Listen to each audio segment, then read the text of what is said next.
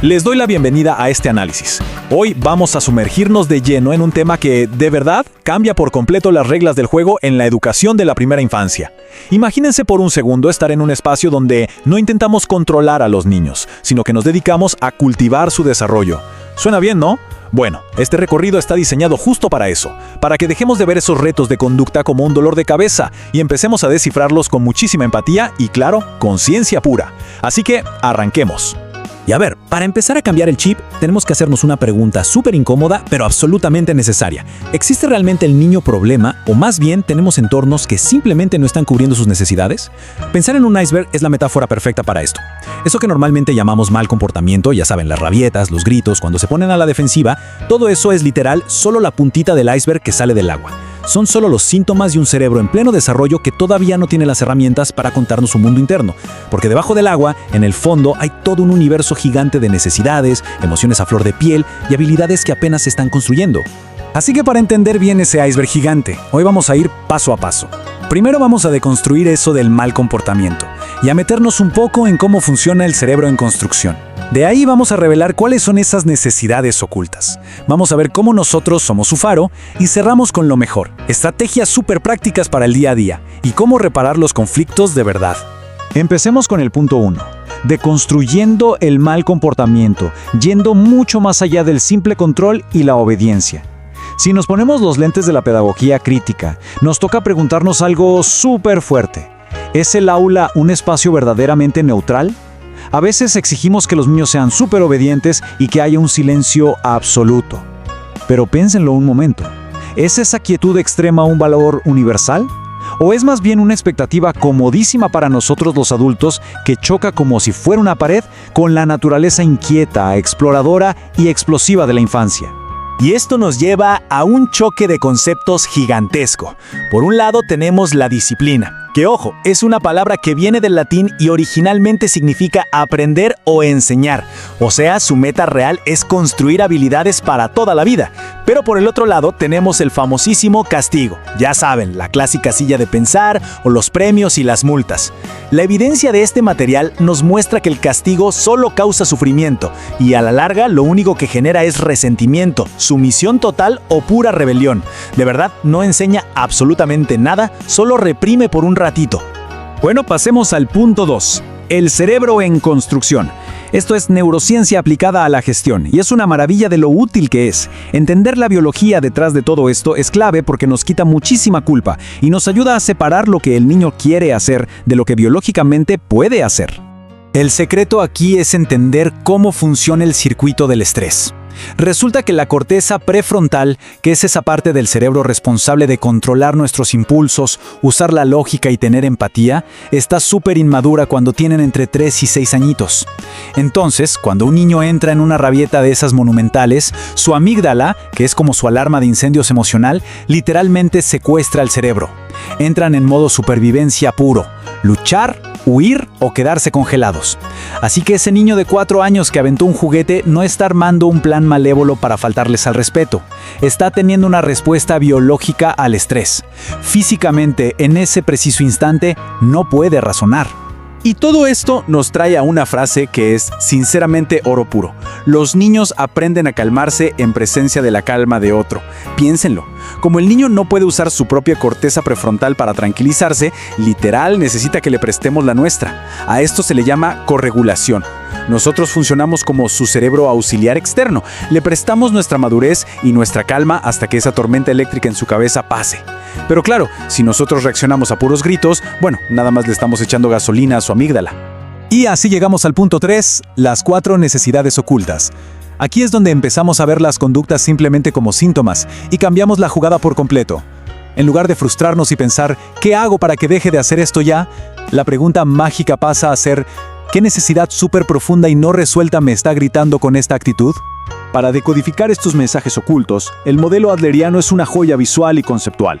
Nos dice que hay 4 grandes motores subconscientes detrás de estas conductas, cada uno atado a una creencia súper equivocada. Primero, buscan atención, porque en su cabecita creen que solo existo si me miran, aunque sea con un regaño. Segundo, el poder. El niño siente que solo valgo si yo pongo las reglas. Tercero, la venganza, que es durísima, porque viene de un dolor previo. me lastimaron, entonces yo también lastimo.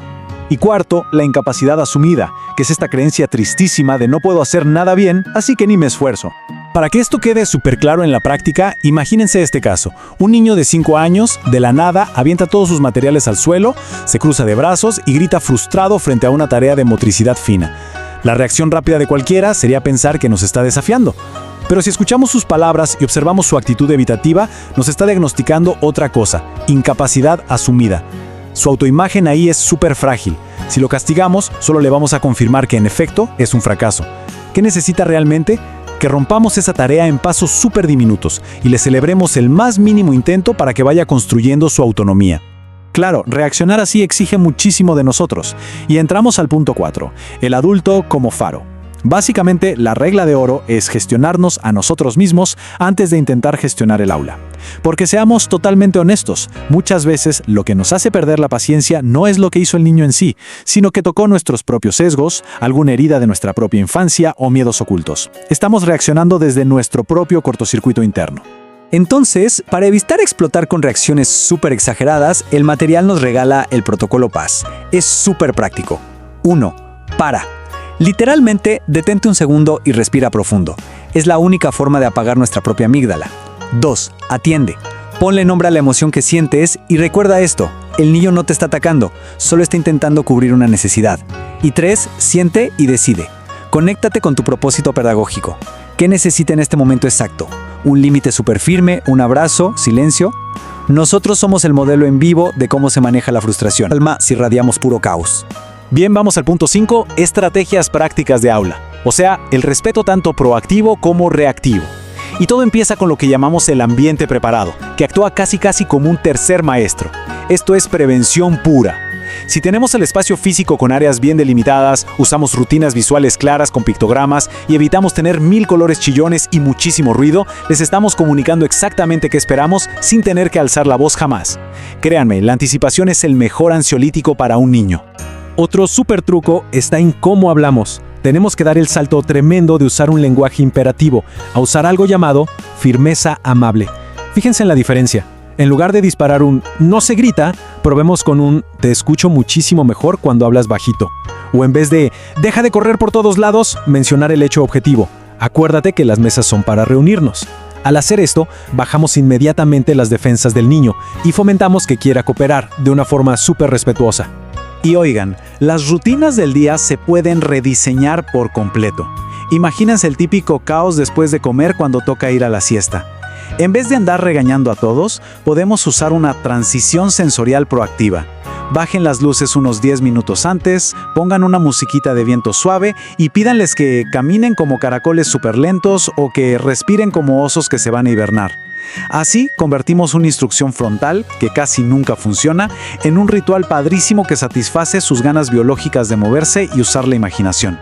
Ahora, siendo realistas, los conflictos van a seguir pasando por más que preparemos el ambiente. Así que llegamos a la sección 6, del conflicto a la reparación. Aprender del error. La clave absoluta aquí es entender que, cuando están en medio de una tormenta emocional, no es el momento de negociar ni de dar sermones morales.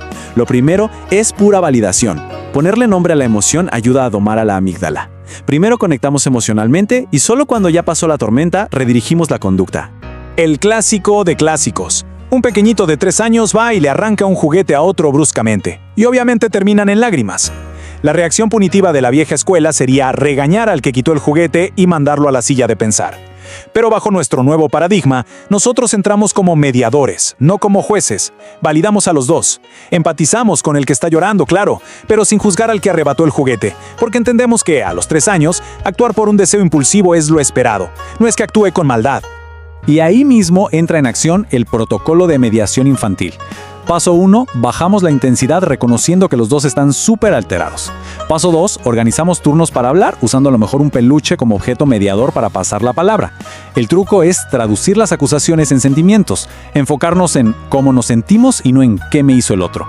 Y paso 3, guiamos la conversación para que ellos mismos busquen las soluciones. Tal vez deciden pactar turnos o usar un temporizador de arena. Y la resolución culmina en algo importantísimo: la diferencia abismal entre una reparación con sentido y las disculpas forzadas. Obligar a un niño a decir perdón cuando todavía está cruzado de brazos y enojadísimo no sirve de nada, solo crea sumisión y automatismo vacío. En cambio, si preguntamos, oye, ¿cómo podemos hacer para que se sienta mejor? Ahí sí estamos fomentando una empatía real. A lo mejor quiere hacerle un dibujo, o le ofrece un vaso con agua, o le ayuda en la siguiente actividad. Esto restaura la relación y les devuelve la dignidad absolutamente a todos. Al final del día, todo este análisis nos devuelve a ese concepto tan poderoso con el que arrancamos.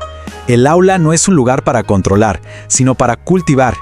Gestionar la conducta, en el fondo, no se trata sobre domar a nadie, se trata al 100% de transformar nuestra propia visión como adultos. De pasar de ser esos jueces que solo aplican castigos a ser jardineros superempáticos que entienden a la perfección qué necesitan los niños para su desarrollo. Y quiero dejar esta idea rebotando en su mente. Si ya entendemos que cada rabieta, cada empujón y hasta esos silencios evasivos son simplemente síntomas de una necesidad humana que intenta salir a la luz, la verdadera pregunta que debemos hacernos todos los días no es ¿qué le pasa al niño?, sino ¿qué está diagnosticando nuestro entorno, nuestra aula o nuestra propia casa el día de hoy? Muchísimas gracias por acompañarnos en este recorrido neuropedagógico. Ojalá que todas estas perspectivas sirvan de muchísima inspiración para seguir cultivando espacios donde cada mente en desarrollo pueda florecer con total libertad y respeto. Hasta la próxima.